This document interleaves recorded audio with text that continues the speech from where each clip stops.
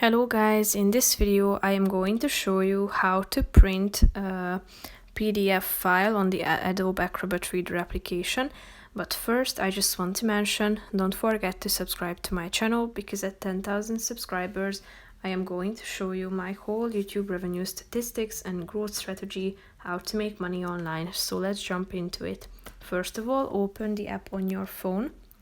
Go to your homepage and select a PDF file that you want to print out.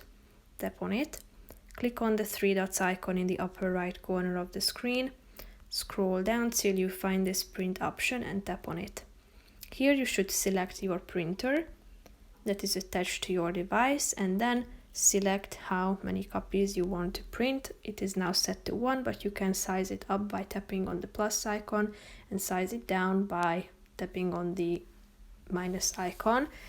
Here down below you can see the layout of your document that you want to print out. So if you are done with all these, selecting all these features, tap on the print button in the upper right corner of the screen. So that's pretty much it for this video, guys. I hope you found it helpful. If you did, consider subscribing and see you in the next video. Bye bye.